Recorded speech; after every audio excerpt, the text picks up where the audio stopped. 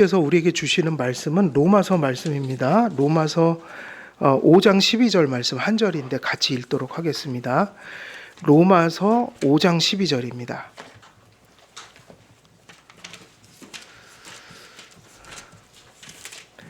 로마서 5장 12절 말씀 같이 읽도록 하겠습니다.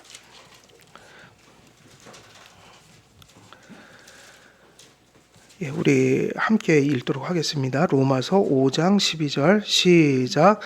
그러므로 한 사람으로 말미암아 죄가 세상에 들어오고 죄로 말미암아 사망이 들어왔나니 이와 같이 모든 사람이 죄를 지었으므로 사망이 모든 사람에게 이르렀느니라. 아멘. 예, 오늘 로마서 말씀을 저희들이 읽었지만 이 말씀은 사실은 원죄를 가장 다이렉트하게 명료하게 부정할 수 없게 기록해 놓은 말씀이에요. 사실은 이 말씀이 되게 중요하죠. 기독교의 원죄를 분명히 인식하려면 로마서 5장을 보면 이 말씀이 나온다. 그러므로 한 사람으로 말미암아 죄가 세상에 들어오고 죄로 말미암아 사망이 들어왔나니 이와 같이 모든 사람이 죄를 지었으므로 사망이 모든 사람에게 이르렀느니라. 그래서 한 사람이 누구죠? 이게 한 사람이 아담이고 한 사람 안에서 모두가 죄인 되었다고 하니 우리가 창세기 3장 말씀은 신화나 이야기가 아니라 역사적 사실이고 영적 실제란 말이에요. 한 사람 아담 때문에 모든 사람이 그 안에서 죄인이 되었다. 그래서 우리가 구체적으로 우리가 나타낸 범한 죄를 넘어서서 모든 사람 속에 뭐가 있다는 것을 분명히 하고 있어요. 죄를 얘기하고 있다. 이미 사람은 죄인으로 태어난다는 거예요. 그걸 가지고 인간인 이상은 죄의 문제를 벗어날 수가 없다. 그러므로 모든 사람에게 무엇이 필요하다는 얘기를 하고 있는 거예요. 그리스도가 절대적으로 필요하다. 그래서 로마서 5장 12절에서 21절은 원죄를 설명하면서 또 예수님 한 분으로 인해서 우리가 칭의받는 얘기도 나오거든요. 그래서 우리가 원죄라는 거 잘 정립할 필요가 있는데 오늘은 이제 2페이지 들어가죠. 2페이지 들어가서 보도록 하겠습니다. 2페이지에 보게 되면 아담 안에서 모든 인류가 원죄를 가짐 이렇게 제목을 정했는데 이것이 기독교 강요 그 원문에는 2권 1장 4절에서 11절까지 이게 벌써 몇 절입니까? 거의 7절에 이렇게 나온 내용을 지금 제가 요약한 거예요. 7절 속에 있는 거예요. 그러니까 7절은 이게 지금 우리가 하면 작은 장이죠, 장. 주제가 이렇게 7개가 흘러가고 있다. 창세기 3장의 아담의 타락 사건을 통해 그려지는 죄의 속성들, 이제 죄가 무엇인지 보기 시작하는데 칼빈은 죄를 엄중한 형벌로 가해진 중한 범죄로 취급합니다. 그러므로 이러한 무서운 벌을 부른 아담의 죄가 가진 성격을 숙고합니다. 아담이 저지른 일도 엄청난 일이었어요. 그러니까 어느 정도의 일이었냐면 이 아담이 지은 죄 할 때 이 죄가 우리는 그러니까 오늘날 이 시대의 특징이 뭐죠? 이 시대의 특징은 죄를 가벼이 여긴다는 거예요. 죄의 의미가 부정되거나 둘 중에 하나인데 죄인 것을 죄가 아니라고 하거나 아니면 죄를 얘기하더라도 하나님이 심각하게 여기는 것처럼 죄를 생각하지는 않는 시대가 된 거예요. 그래서 우리들도 사실은 이 시대는 세상적인 뭐 경제라든지 기술이라든지 과학 같은 건 발전했지만 윤리적으로는 저는 퇴보했다고 보는 거예요. 이 시대가. 발전한 것이 있지만 퇴보했다.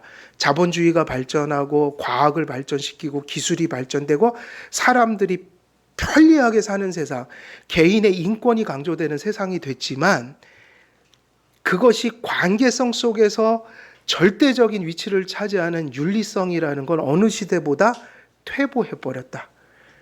그래서 오늘날 저는 뭐 심리적으로 그런 얘기 많이 쓰잖아요. 무슨 얘기 많이 쓰죠? 요즘 심리학에서 맨날 쓰는 게 자존감하면서 성인아이 이런 거 얘기하는데 저는 그게 문제가 아니라 윤리적으로 아이가 돼버린 시대를 살아가고 있다. 그러니까 예전에는 50, 60, 70 먹으신 분들도 예전에는 어르신이라고 할 때 이제 그런 권위가 있는 거예요. 인생에 있어서 바른 게 뭐고 이런 걸 더 잘 분별하고. 근데 오늘날은 솔직히 말하면 이 어른이 없어졌어요, 세상에. 지금 우리 이 사회가 겪고 있는, 물론 다른 나라도 그렇지만 특히 대한민국은 경제 발전하고 민주화되고 개인화되면서 공동체성하고 윤리의식이 완전히 바닥을 기고 있어요. 그게 무슨 얘기냐면 저는 그걸 이렇게 표현하고 싶은 거예요. 어른이 사라져 버렸다. 권위가 사라지고 윤리가 사라지면서 어른이 사라졌고, 그건 사실이에요. 지금 사실은 어른이 있나요? 어른이 없어요. 어른들은 더 이상 그런 존재가 아니라고요. 내 집 앞에서 담배 피워갖고 꽁초 막 갖다 버려도 그거 얘기하면 쳐 맞을까봐 그거 얘기를 못하고, 우리 집사람은 자꾸 그런 거 얘기하려고 그러는데 난 목사인데도 얘기를 잘 못하겠더라고요. 저희 뭐 예전에 별일 다 겪었어요. 지하방 사는데 반지하 있잖아요. 창문이 이렇게 있으면 그 앞에서 별짓을 다 해요. 남녀 학생들이 꼭 2시, 3시, 4시가 되면 술 먹고 와서 거기서 이제 탈선하는 곳이 거기. 그 옛날 그 저기 변두리 그 빌라 뒤에 그 공간들이 있죠. 으슥한 골목의 빌라니까 우리가 그거 보면서 몇 번 나갈까 말까 하는데 전 나가지 말라고 그랬어요. 나가서 해결 못한다 네가. 자꾸 나가서 뭘 하겠대. 감당도 못하면서 그러는데, 근데 옛날에는 어른들이 그런 게 있었거든요. 그래도 동네에서도 이놈 그런 거 하면 안 돼 그러면 아이들이 그래도 아유 어른이니까 무서워서 안 하고. 오늘날은 사실은 어른이 사라졌고, 그러니까 어른 대접도 안 해줄 뿐더러 역시 오늘날의 5, 6, 70대가 다 지금 그 옛 어른들하고는 다른 교육 속에서 7년, 70년, 뭐 80년생, 70년생, 60년생까지도 그 과도기에 태어난 사람들이기 때문에 우리는 이제 이런 노인이 돼가는 거죠. 우리는 이제 신세대, 뭐 옛날에 신세대라고 했는데 우리는 약간 그 시대를 이제 운명처럼 여기고 그냥 이제 그런 시대가 바뀌었구나. 그리고 적응해가는. 근데 이제 문제는 뭐냐면요. 그 시대의 흐름 속에서 어찌됐든 결론적으로 지금 신앙적인 것도 그렇지만 윤리적인 것도 몹시 약화되어 있는 게 사실인데, 그것이 단지 세상 사람들의 문제냐면 저는 그렇게 안 보고 교회 안에 신학도 교리도 죄에 대한 인식이 몹시 열악해졌다고요. 하나님 앞에 죄를 태하는 심각성이 되게 열악해져서 교회 안에서도 죄를 죄로서 잘 여기지를 못하는 것도 사실이에요. 여러분 지금 이 시대의 회개를 보셨나요? 여러분 이 시대의 회개하는 모습을 좀 보셨어요? 여러분 제가 여쭤볼게요. 회개하는 영혼을 보신 적이 있으세요? 좀 보신 적이 있어요? 없어요? 큰 교회도 또 다녀보셨어요? 큰 교회 속에서 진심으로 회개하는 그런 흐름들이 있냔 말이에요. 제가 보기에는 안 보였던 것 같아요. 제가 당했던, 제가 심호했던 부교육자로 있던 교회들도 그렇고 언제부턴가 회개라는 게 참 이렇게 멀리 느껴져요. 회개의 실제가 없는 것 같다. 형식적인 건 있죠. 금요 철야 때 회개합시다 그럼 막 소리 지르고 기도는 하는데 내가 볼 땐 회개 안 해요. 회개가 없는 것 같아요. 진실머린 회개가. 왜냐하면 회개는 뭐를 바꾸는 게 회개죠. 삶을 바꾸는 게 회개지 눈물 흘리는 게 회개는 아니거든요. 왜 그럴까? 그렇게 보면 나는 신학의 문제가 있다고 봐요. 제일 큰 책임은 교회는 죄를 가장 정확하게 얘기해야 되는 곳인데 이 시대에는 죄가 뭔지를 잘 몰라요. 죄의 기준이 성경이 아닌 것 같아요. 제가 볼 때. 그냥 이 시대의 조류예요. 아까 얘기했던 뭐라고 그랬죠? 풍속, 세상 풍속. 거기에 맞춰서 죄가 딱 되니까 그게 바로 어디로 나타나면 결혼하면 젊은 세대들이 결혼을 바라보는 게 성경적인 결혼관이 아닌 것 같다. 모든 게 다. 부모와 자식 관계도 그렇고 모든 게 성경이 얘기하는 그런 게 아니라 지금 밖에서 이 세상의 풍속이 요구하는 부모상, 자녀상 이런 거. 그게 기준이 돼버린 것 같아요. 그래서 교회에서 지도할 때도 막 그런 거 갖다가 예화 끌어다가 막 이런 게 행복한 가정입니다 얘기는 하는데 뭔가 부족해 보이고 신학을 얘기를 안 하면 뭐 이런 일들이 없지 않아 있는 것 같고, 그래서 이러한 죄에 대한 이해가 복음에 대한 이해로 이어지니까 우리가 이거를 성경적으로 잘 정리할 필요가 있고 되게 중요한 것 같고, 그리고 이 시대에는 이것이 몹시 필요한 것이다. 왜냐하면 뭐가 약화됐으니까요. 죄관이 세속화되어 있는 것 같으니까요. 그래서 칼빈은 죄를 뭐로 봤다는 겁니까? 엄중한 형벌이 가해진 중한 범죄로 취급합니다. 오늘날 죄는 범죄로 여겨지나요? 범죄가 아닌 것처럼 여겨지나요?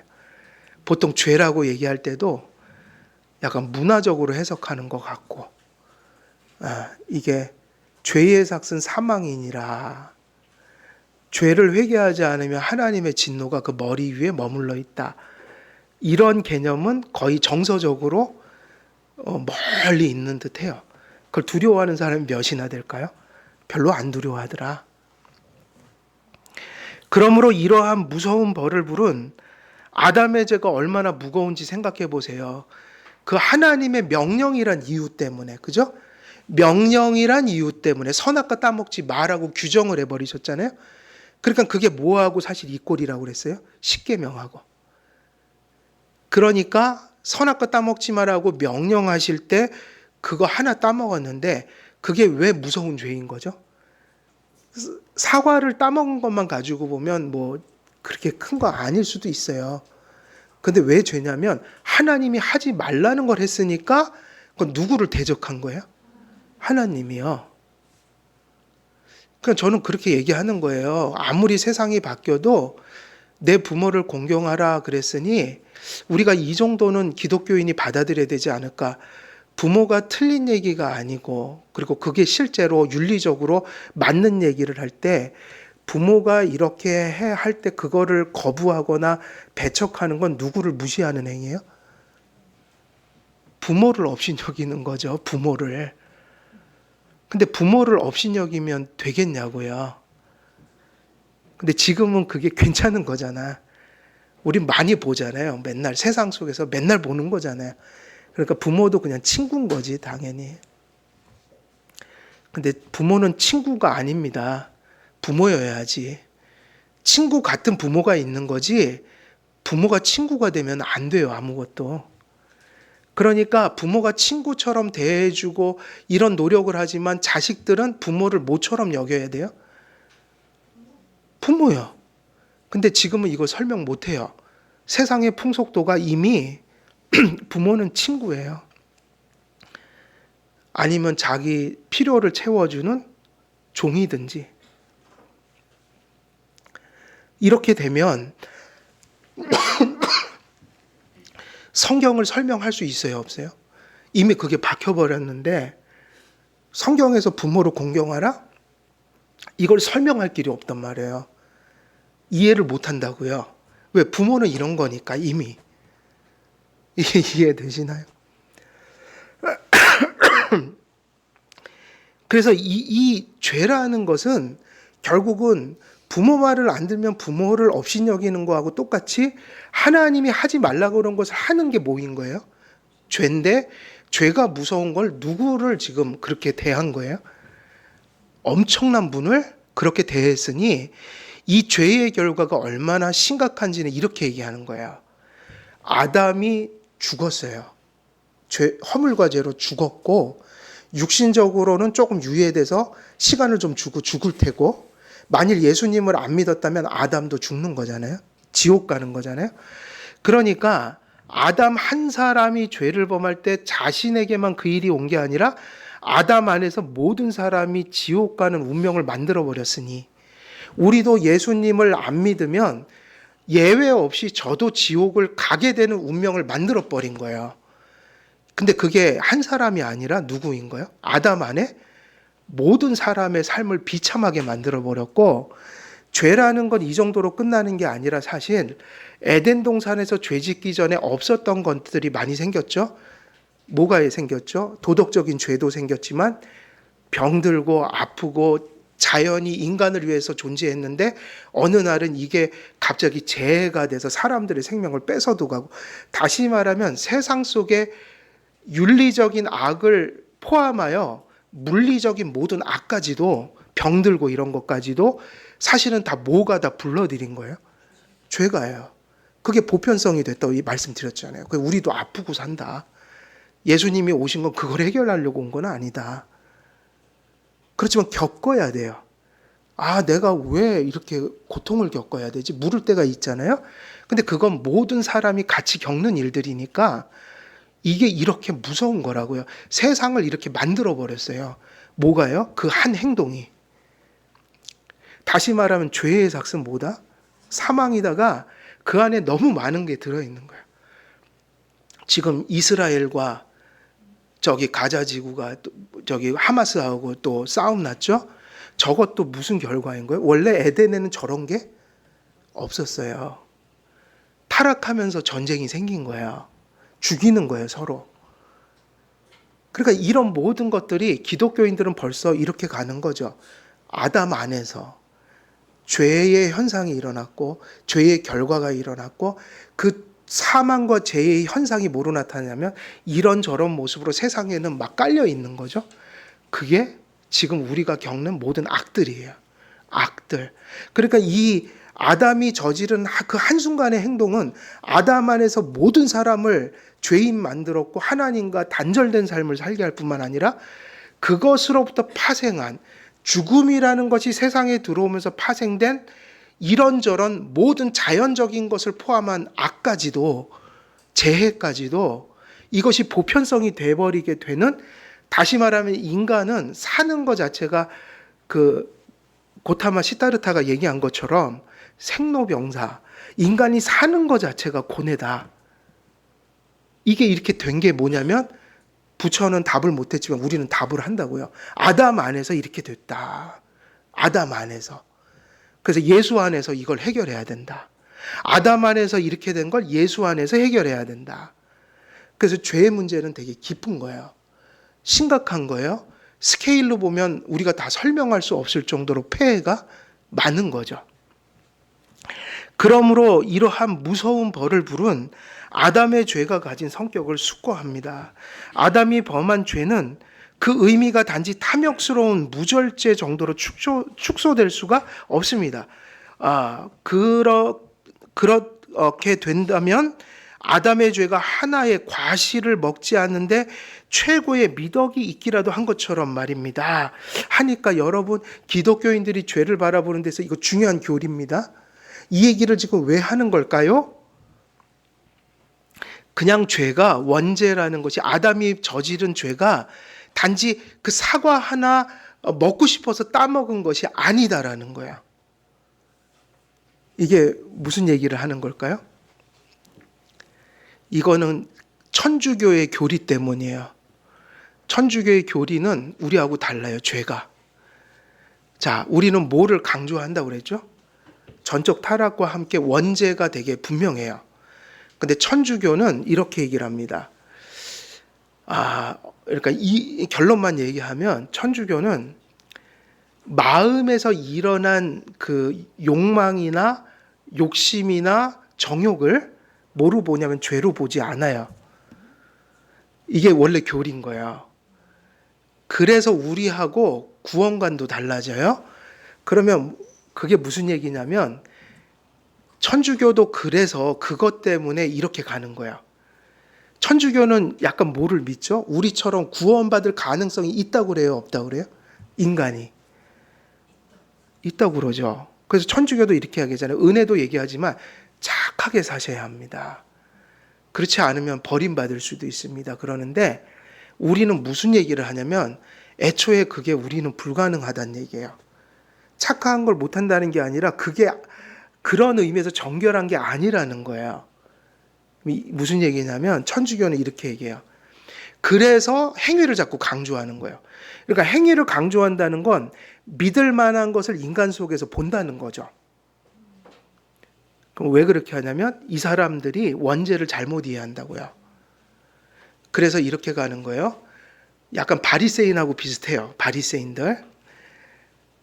외적으로 행동으로 의지적으로 옮기지만 않으면 여기서 일어난 것은 뭐냐면 그걸 정욕이라고 하는데 정욕은 뭐냐면 죄가 아니라는 거야. 그거는 인간을 만드실 때 고차원적인 것도 만들고 약간 저차원적인 걸 만드셨는데 죄가 아니라 약간 저차원적인 동물적 요소 같은 거를 지어 주셨는데 그러니까 누가 지으신 거예요, 정욕을? 하나님이.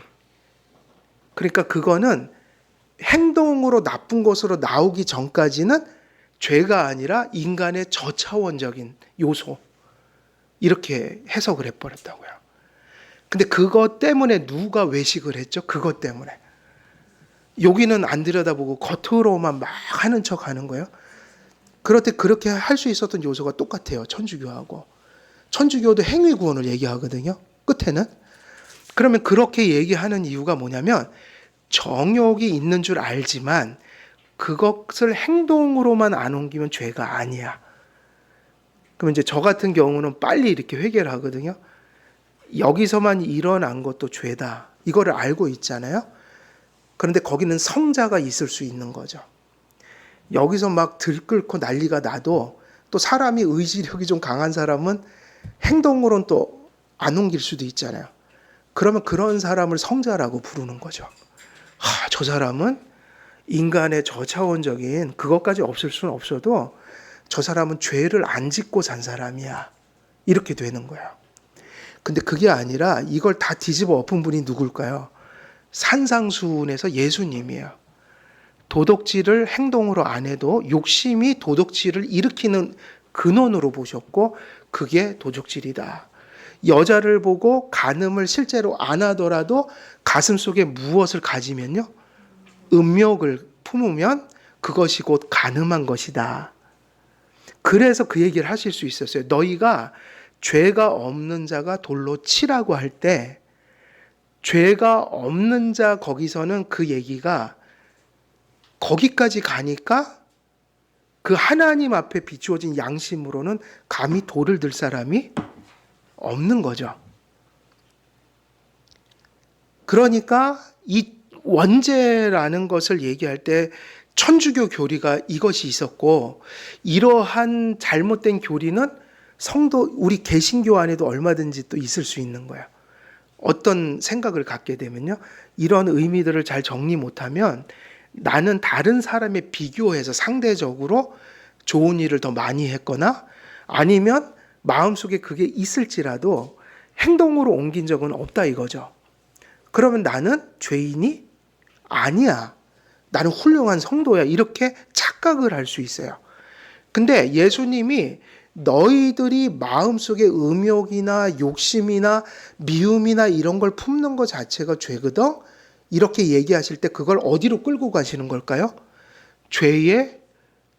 죄가 어떤 거라는 걸 얘기하는 거예요? 특별한 사람들에게만 있는 게 아니라 보편성 속에 있다.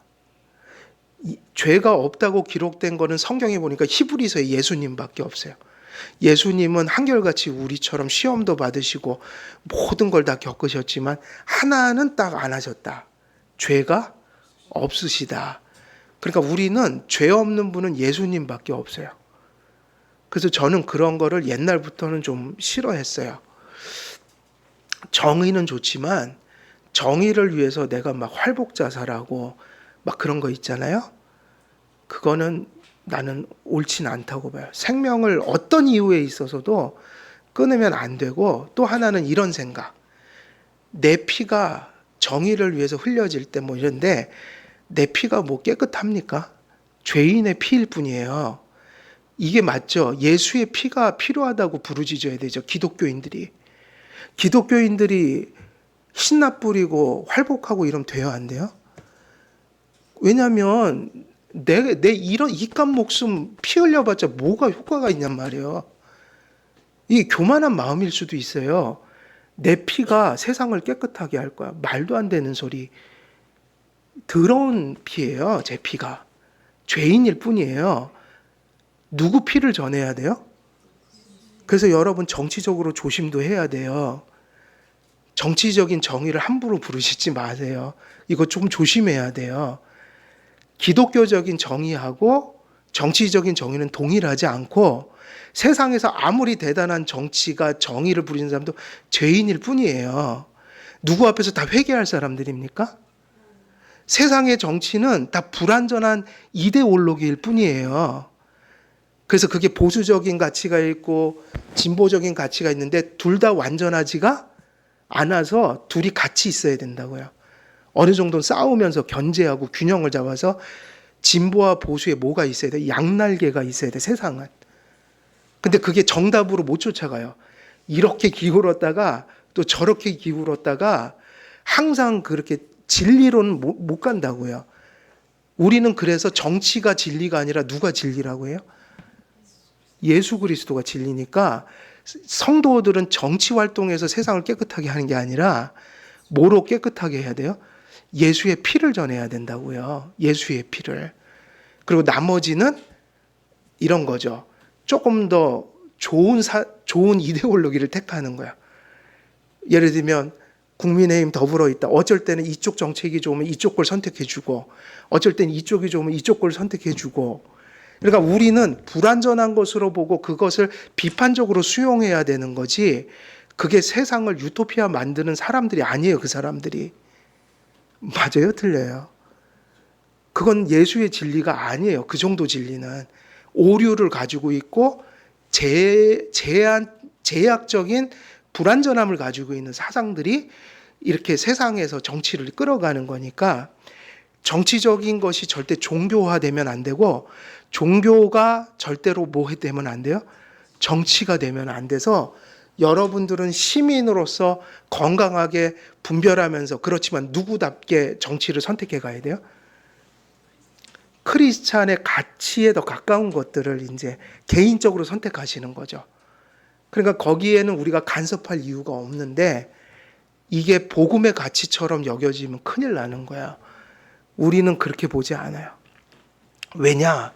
세상의 모든 것들은 어느 정도로 죄로 물들어 있어요. 죄로 물들어 있다고요. 그래서 공산주의도 사실 엄청난 죄악성이 그 안에 담겨 있고 오류가 사상적인 오류가 담겨 있고 지금의 다른 대안을 찾을 수 없어서 우리는 어쩔 수 없이 지금 최선은 자본주의니까 이걸 쫓아가지만 자본주의 안에도 뭐가 있다고 봐야 돼요. 항상 그 안엔 독소적인 요소들이 있어서 이 땅은 세상 이데올로기로 유토피아는 될 수 없으니까 여러분들이 시민으로 살아갈 때 성경적으로 건강한 시민이 돼서 좋은 선택을 하고 살아가라 이거죠. 그것이 정답은 아니다.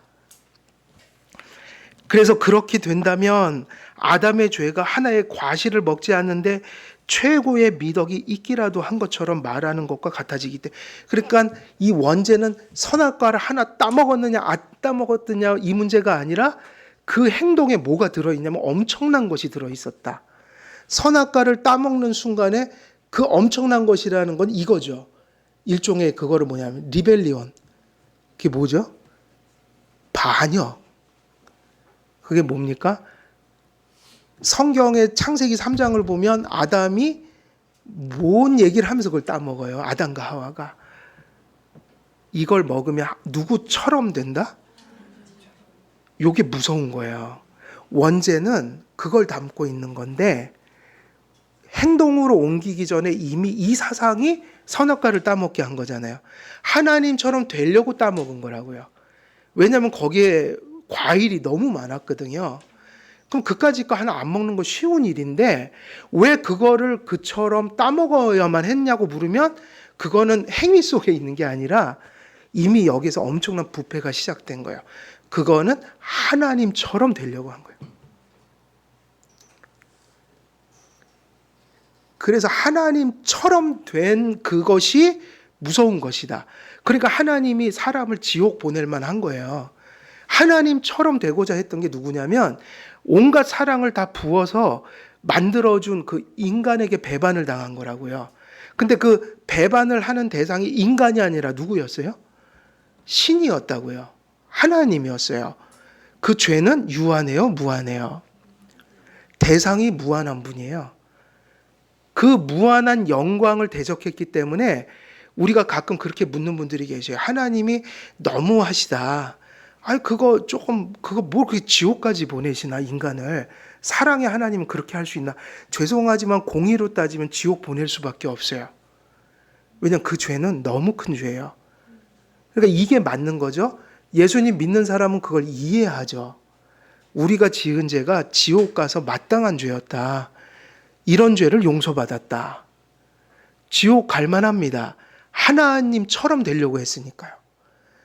이게 보통 하나님처럼 된다는 게 얼마나 무서운 얘기입니까? 우리가 지금 이거를 이 정도로 봐야 돼요. 이단의 교주들이 자기가 하나님이고 예수님이라고 하는 그 죄 있죠? 그거 얼마나 무서운 죄예요. 아담도 다를 바가 없어요. 자기가 누구처럼 되려고 그걸 따먹은 거예요. 그게 원죄예요.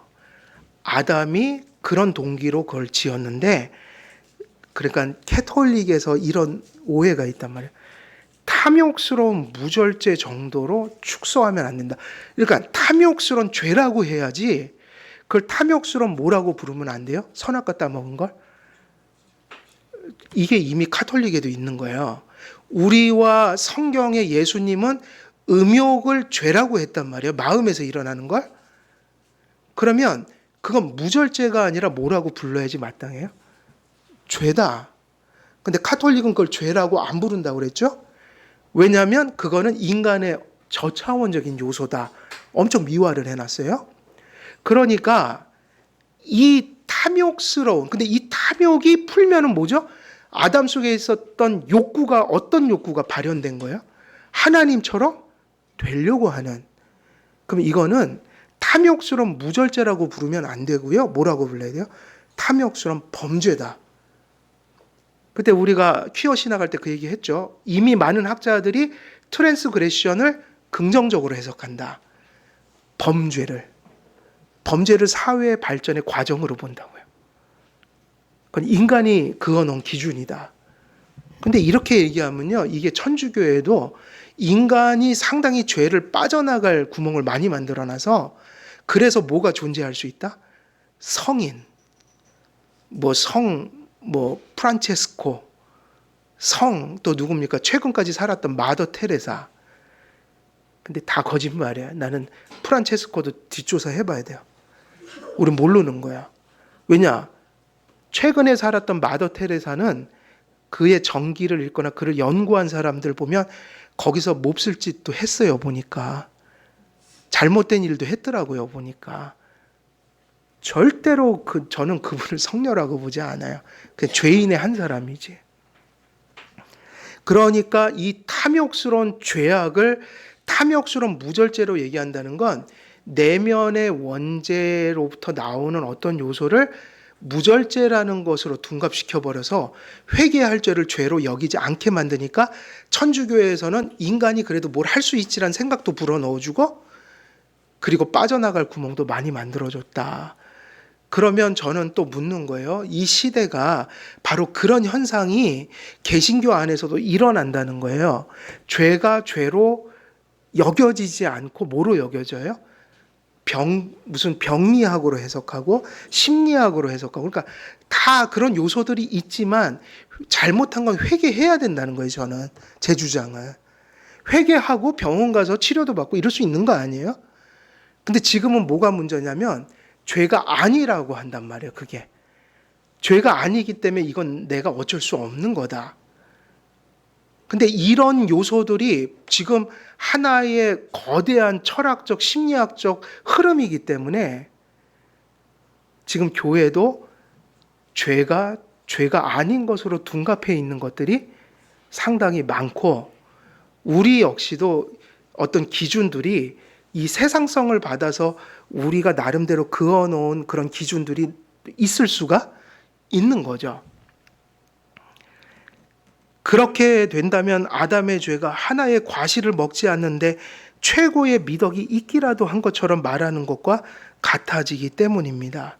선악과 금지 명령은 아담의 순종을 시험하기 위한 것이었습니다. 실로 그 나무의 이름 자체가 보여주듯이 그 명령의 유일한 목적은 아담이 자신의 처지에 만족하고 사악한 정욕에 빠져 우쭐대지 못하게 하는 데 있었습니다. 타락 전 에덴 동산에서 아담은 행위 언약의 성례로서 그 생명나무로부터 영생의 약속을 바라보았고, 선악을 알게 하는 나무를 맛보게 되면 죽음이 닥친다는 언약적 위협을 이미 누구에게 했죠? 아담에게 가르쳐 주셨잖아요. 이걸 먹으면 정녕 죽으리라. 그리고 그걸 누가 가르쳐 줬겠어요? 하와에게? 아담이. 이것은 아담의 믿음을 시험하고 훈련시키는 작용을 했습니다. 탐욕스러운 무절제보다 더욱 완전한 정의는 교만에 기인한 불순종입니다. 아우구스티누스는 교만이 모든 악의 시작이었다고 합니다. 그러니까 그거는 탐욕스러운 무절제가 아니라 일종의 하나님처럼 된다고 얘기하니 원죄의 뿌리는 어떤 그 정서 속에 있는 걸까요? 교만인 거예요. 하나님처럼 된다는 게 뭐인 거예요? 교만이잖아요. 그러면 여쭐게요. 지금 우리는 이런 생각을 할 수 없죠. 그런데 이것이 그것으로 다시 우리를 회귀시키는 거예요. 뭐일까요? 우리 개혁주의나 복음주의도 마찬가지인데 죄의 정의를 또 다르게도 내기도 해요. 죄의 정의가 뭘까요? 죄의 정의는 뭐예요? 죄의 정의는 뭐죠? 하나님의 율법을 벗어난 거라고요. 그걸 더 넓게 풀면 하나님의 뜻을 벗어난 게 죄인 거예요. 죄는 다른 게 아니라 하나님의 뜻이 아니면 죄인 거예요. 그래서 죄의 정의는 하나님의 뜻을 벗어나는 것이니까 그 죄의 히브리어 원어를 보면 관역을 빗나갔다 이렇게 돼 있다고요. 그 원어의 의미는 관역을 빗나갔다. 그러니까 우리가 관역을 빗나가서 하나님의 뜻을 벗어난다는 것은 다른 말로 표현하면 하나님이 너는 여기 넘어오면 안 돼 했는데 그걸 넘어가는 게 뭐인 거예요? 죄인 거죠? 이 선을 넘는 순간에 바로 누구처럼 되는 걸까요? 그래서 죄가 하나님이 되게 아주 진중하게 여기는 이유는 하나님의 뜻이 하나님이거든요. 하나님의 율법을 너 이거 하라 하지 말라는 그게 곧 하나님인 거예요. 왜냐하면 당신의 의지를 표명한 거니까. 그런데 하나님의 뜻을 거스르는 순간 우리는 그 선을 넘게 되니까 그 순간이 바로 우리가 누구처럼 되는 순간이에요. 예를 들면 살인하지 말라고 하는데 우리가 살인을 했다? 그럼 그 살인하는 순간이 우리가 누구의 위치에 서버린 거예요. 하지 말라는 걸 했다는 것이 하나님의 자리에 내가 서게 되는 순간이니까 우리가 짓는 모든 죄는 사실은 다 그 내용으로 보면 하나님처럼 되는 거예요. 그 욕구인 거예요. 왜냐하면 우리가 A라는 게 하나님 뜻이고 B라는 게 죄라고 할 때 우리도 이거 이러면 안 되는데 안 되면서 이걸 하잖아요. 선택을 하잖아요. 그러니까 그 선택 자체가 누구의 자리를 지금 내가 서 있는 거예요. 그래서 죄를 어떤 것도 가볍게 여기면 안 된다는 거예요. 죄는 모든 것이 하나님의 뜻에 어긋난 것이고 하나님이 그어주신 선을 넘는 거기 때문에 죄라는 것의 성격 자체가 교만하고 연결되고 그 죄라는 것 자체가 누구처럼 되는 것이 실천이 되는 거예요. 적어도 우리가 하나님은 이렇게 하라고 그랬는데 아니에요 라고 할 때는 우리가 하나님 자리에 서는 거예요. 그게 죄라는 거예요. 그래서 죄가 기독교인들은 혐오하고 미워하고 애통해하고 싫어해하고 멀리해야 될 거라는 거예요. 그래서 아우구스티누스가 이런 얘기를 한 걸 많이 알고 계시죠? 교만이 모든 악의 시작이었다. 그래서 어거스틴이 강조했던 얘기가 기독교의 최고의 덕성이 무엇입니까 하니까 첫째는 겸손입니다 그랬는데 또다시 물으니까 둘째도 겸손입니다. 그러면서 세 번째 기독교의 덕성은 뭡니까 하니까 저는 세 번째 것도 겸손이라고 생각합니다. 이것이 도덕적인 겸손이 아니라 하나님을 하나님으로 여기는 겸손이에요. 그래서 하나님을 하나님으로 여기니까 우리가 나를 안 믿고 누굴 믿고 사는 거예요? 하나님을 트러스트인하고 사는 거죠. 우리가 다른 걸 트러스트인할 때 이미 하나님을 무시하는 것이라고요. 그래서 신앙과 이 겸손은 같이 갈 수밖에 없고 이 죄와 교만은 함께 가는 본질이에요. 왜냐하면 야심이 인류의 조상을 허용한 한계와 정당한 범위 너머로 끌어올려 본래의 위치를 벗어나게 했기 때문이다 이러니까 이 말이 그 말이거든요. 하나님처럼 되고자 하는 게 본연의 선을 어떻게 한 거예요? 넘어서도 너무 위험하게 넘어서는 행위죠. 이 교만으로부터 비롯된 죄의 더 완전한 정의가 바로 뭐죠? 그래서 모든 죄는 탐욕스러운 무절제 정도가 아니라 이건 죄이면서 다른 말로 표현하면 교만이고 이걸 다른 말로 표현하면 그걸 가리켜 불순종이다라고 얘기를 하는 거예요. 그래서 로마서 5장 19절은 한 사람의 불순종으로 이렇게 얘기했죠. 한 사람의 불순종으로 하니까 원죄를 얘기하고 있어요. 내가 아니라 지금 살고 있는 이 시대가 아니라 창세기 3장에 그때 그 사람이 불순종할 때 모든 사람이 어떻게 됐다? 망하게 됐다. 죽게 되었다. 죄인이 되었다. 그러니까 5장 19절은 이게 바로 뭐냐면 원죄라는 거예요. 죄를 지을 가능성은 있었으나 죄가 없었고 하나님께서 원의를 베풀어 주신 상태에서 인간은 어떻게 교만해지고 불순종할 수 있었을까? 인간의 죄의 기원에 대한 매우 구체적인 내용에 대해서 성경은 많은 말을 하지 않습니다. 그러므로 우리는 성경이 알려주신 데까지 겸손히 살펴야 합니다. 성경은 인간의 타락이 여기까지 알려주는 거예요. 그러니까 성경이 원죄가 어떻게 시작되었냐를 여기까지 알려준 거예요. 그럼 우리가 어떻게 원죄가 발생했지 하면 이렇게 설명하고 끝내야 돼요. 첫째, 성경대로예요. 처음에 이 사람의 가슴 속에 뭐가 없었다? 죄가 없었잖아요. 처음에 죄가 없었잖아요. 그리고 그냥 없었다는 거로 하는 게 아니라 긍정적인 면에서 하나님의 원의가 지식과 거룩과 의가 충만했다. 근데 타락하는 걸 보면 이렇게 됐죠. 안에서 시작된 게 아니라 이 사람은 죄인이 아니니까. 그럼 또 반대로 이것도 중요해요. 우리는 밖에서 시작돼요, 안에서 시작돼요. 유혹을 받았더라고 해도 아담과 다르죠. 우리는 원래 죄가 있으니까 잘 넘어가는 거예요. 그러니까 핑계할 수가 없어요. 근데 아담은 어떻게 됐냐면 안에서 시작한 게 아니라 어디서 시작했죠? 뱀이라는 그 사탄이 씌인 뱀이 유혹을 해왔다. 요게 첫째 원인이에요. 그러니까 어떻게 타락했죠? 그러면 누구의 유혹이 있었다? 뱀의 유혹이. 그러면 조금 더 힌트를 줘요. 성경은. 그러면 어떻게 죄가 없었는데 넘어갔지 하면 제일 중요한 원인은 여기 있죠. 아무리 하나님의 형상이 가득하고 죄가 없었더라도 그 상태로 아담이 좋은 상태로 유지되는 게 아니라 그 거룩한 마음으로 누구를 붙들어야 되는 게 있는 거예요. 그래서 해교언약도 그렇게 가죠. 그 본성대로 말씀하신 거예요. 네가 나를 순종하면 살고 불순종하면 죽는다. 그러면 지금 문제도 없고 하나님 형상으로 충만할 때 항상 여기에 플러스 돼야 되는 일이 계속 있어야 된다. 죄가 없는 마음으로 누구를 의지해야 되는 거죠. 하나님. 근데 이제 여기서 유혹이 발휘되는 거예요. 죄가 없었지만 하나님 형상으로 충만했지만 거기에 뭐가 있어야 되냐면 적극적으로 주님을 바라봐야 되는 거죠. 왜냐하면 완전자가 아니니까. 피조물이니까. 그리고 그 창조하신 것이 누구의 섭리를 따라 유지되는 거예요? 하나님. 그러면 아담은 뱀이 와서 대화를 할 때 계속 누구를 바라봐야 되는 거예요? 근데 여기서 그게 깨지기 시작해요. 하나님 생각을 안 하고 누구에게 귀를 기울이죠? 바로 그거죠. 하나님께 손을 놨어요, 지가. 하나님이 놓은 게 아니라 누가 놨다고요? 자기가 하나님으로부터 시선을 뱀에게 돌렸고 손도 놔버렸어요. 그러면 죄가 없고 하나님 형상이 지금 충만하더라도 하나님과 이렇게 되는 관계 속에서는 이게 유지될 수가 없죠.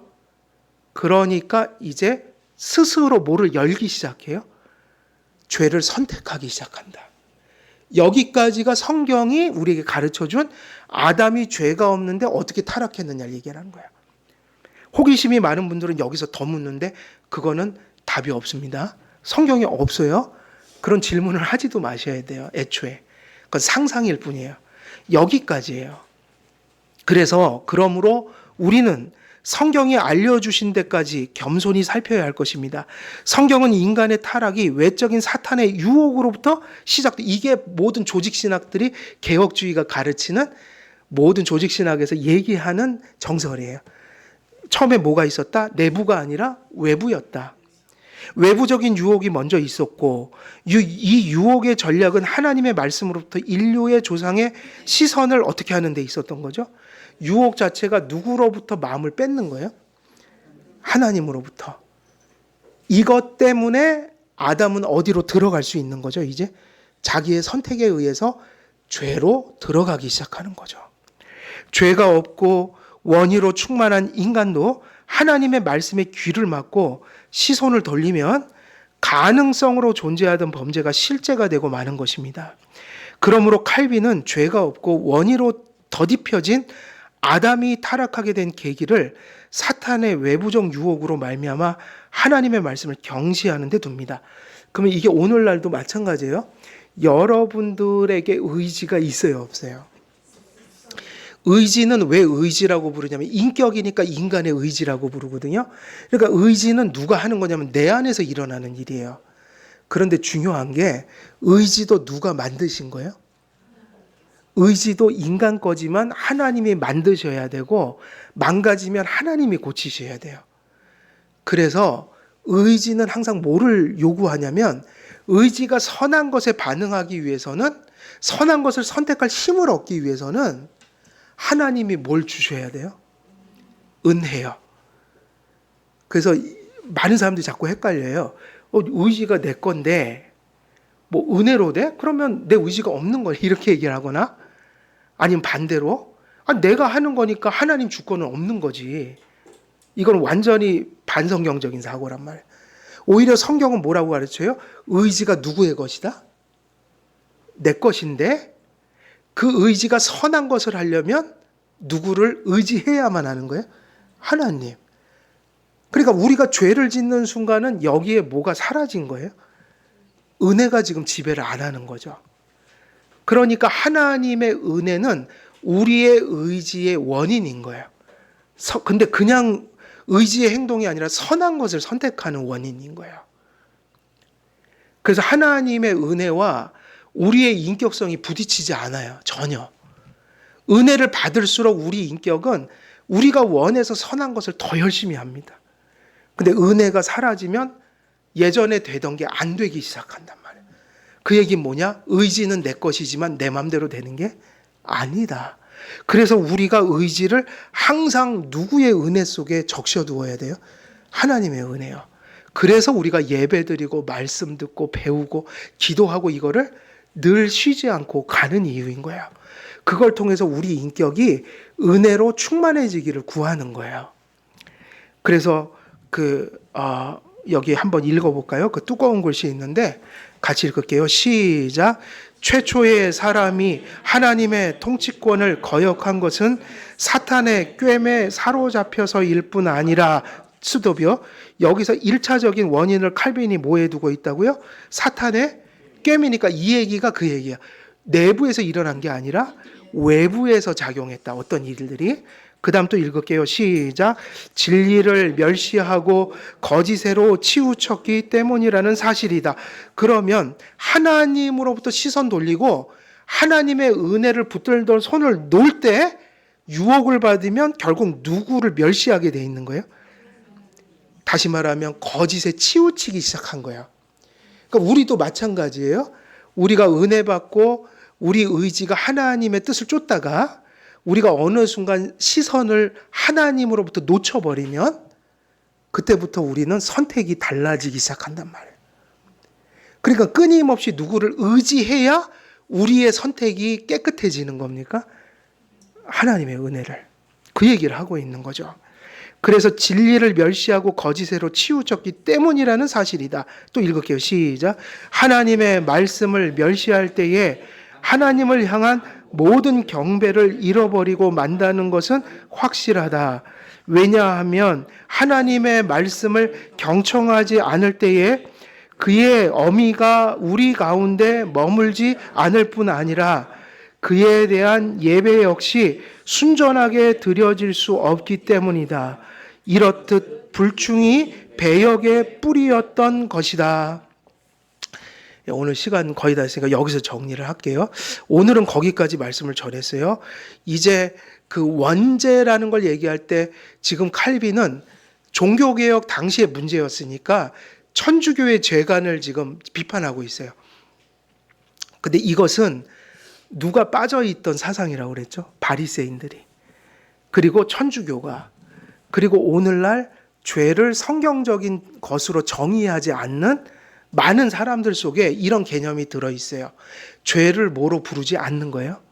죄를 죄로 여기지 않는 거예요. 그게 천주교에서는 이렇게 표현돼요. 신학적으로 표현된 거예요. 아담이 가졌던 건 행동이 죄지 그 마음 속에 있었던 건 단지 뭐다? 탐욕스러운 무절제일 뿐이다. 그러니까 아담이 그거 사과 하나 먹고 싶어서 따먹은 것이 아니라는 거다. 무절제가 아니었다는 얘기예요. 그것은 매우 진중한 선택이었어요. 내용으로 들어가야 한다. 그건 뭐냐면 하나님에 대한 교만이었고 그 죄의 정의가 나와요. 죄의 정의는 뭐냐? 하나님이 기준이에요. 하나님이 없으면 죄인 거예요. 내 마음에. 그걸 더 신학적으로 얘기하면 하나님의 법을 떠난 게 죄다. 어긋난 거. 하나님의 율법을 어기는 게 죄다. 그 얘기는 무슨 사상이 깔려있다고 그랬죠? 하나님처럼 되고자 하는 것이 우리가 보통 얘기하는 믿는 자이든 안 믿는 자이든 하나님 앞에 불순종하는 순간에 저지르는 심리 상태인 거예요. 하나님의 뜻을 알면서 그걸 넘는 거는 하나님의 자리에 서는 것과 다를 게 없는 거예요. 그러니까 사실은 기독교인도 이거는 다를 바가 없는 거죠. 우리가 인정을 안 할 뿐이지 그 순간의 메커니즘은 그런 거예요. 그러니까 죄라는 것은 하나님의 자리에 서는 것이기 때문에 그것은 교만이다. 이렇게 얘기를 했고 그 교만을 가장 이렇게 우리가 성경적인 보통 용어로 사용하면 그 범죄가 뭐하고 이꼴 가냐? 불순종. 그래서 그 하나님이 사울이 하나님의 뜻을 어기고 자기 방식대로 계속 행동을 했잖아요.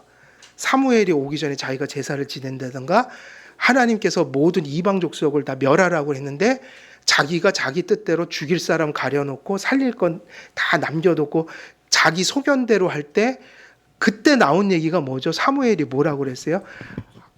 불순종은 무엇과 같다고 그랬어요? 거기서 이제 무슨 용어가 있는데 그게 뭐냐면 세상 사람들이 점치고 우상 숭배하는 거하고 다를 바가 없다. 그러면서 하신 얘기가 하나님이 제사보다 뭐를 귀히 여기신다고 그랬어요? 순종을. 다시 말하면 거기서 순종이 단지 말 듣고 안 듣고 이런 얄팍한 의미가 아니에요. 죄는 항상 모든 게 다 뭐죠? 불순종인데 뭐에 대한 불순종이에요? 하나님에 대한 불순종이에요. 그의 뜻에 대한 불순종. 그러면 그것을 그렇게 정의를 해야 할 때 무슨 답이 나와요. 예, 회개도 나오고 그걸 아니까 복음을 의지하게 되고 이것이 죄가 아닌 것이 될 때는 그것이 죄가 아니기 때문에 복음도 필요가 없는 거고 사실은 고칠 필요도 없는 것이죠. 오늘날의 상당한 문제는 여기로부터 발생하니까 죄에 대한 어두운 인식이 뭐에 대한 자유를 가로막는 거예요, 자꾸. 복음이 주는 자유를 죄사함의 그 엄청난 가치를 경험하지 못하게 하는 중대한 이유이기도 해요. 그래서 여기까지 설명해 드리고 이제 그 아담이 어떻게 그 원죄에 빠지게 됐는지 과정을 조금 설명을 해놨는데 그런 설명을 한 이유는 죄가 없는 사람이 어떻게 죄를 지을 수 있었을까 이 얘기를 성경에 나온 대로 칼빈이 정리를 해준 겁니다. 그러니까 결국은 이 이야기를 듣고 우리가 해야 할 일은 뭐죠? 원죄에 대한 분명한 고백이 있어야 되는 거죠. 그걸 실제로 인식을 하고 고백이 있어야 하고 그 원죄를 회개함이 있어야 하고 성도들은 그것의 지배력이 죽었으나 아직 그 오염이라는 측면에서 원죄의 잔재가 남아 있으니 우리가 죽을 때까지 성화는 그 오염이라는 측면에서 원죄를 죽여가는 싸움을 우리는 의식하고 살아가야 한다. 이런 것들이 걸려 있으니까 지금 이 원죄 교리가 되게 중요한 교리로 구속주 하나님을 얘기할 때 제일 어디에다 놨어요? 맨 앞에다 놓고 강조하고 있는 것이다. 오늘 내용 거기까지 저희들이 정리를 하면 될 것 같습니다. 오늘 여기까지 하고 제가 기도하고 마치겠습니다. 은혜로우신 아버지 하나님, 오늘도 원죄에 대한 말씀을 함께 나누었습니다. 복음은 죄의 문제를 해결하기 위하여 우리에게 베풀어 주신 것이니 저희들이 죄에 대한 바른 인식을 갖게 하시고 또 그 죄를 바르게 인식함으로 죄를 심각히 여기며 또 하나님 앞에 회개하며 또 죄사함의 은혜의 가치를 우리가 절실히 붙들고 의지하는 그런 믿음으로 나아갈 수 있도록 이 모든 지식들과 또 깨우침을 이끌어 주실 간절히 소원합니다. 그래야 해서 죄를 분명히 얘기함으로 복음이 분명히 드러나게 하시고 그런 하나님의 진리의 말씀 속에서 우리의 믿음과 생활이 하나님의 말씀에 더 가까이 다가갈 수 있는 모습이 될 수 있도록 성령님을 통해 또 말씀을 통해 하나님이 역사해 주옵소서. 감사드리오며 우리 주 예수 그리스도의 이름으로 기도드리옵나이다. 아멘.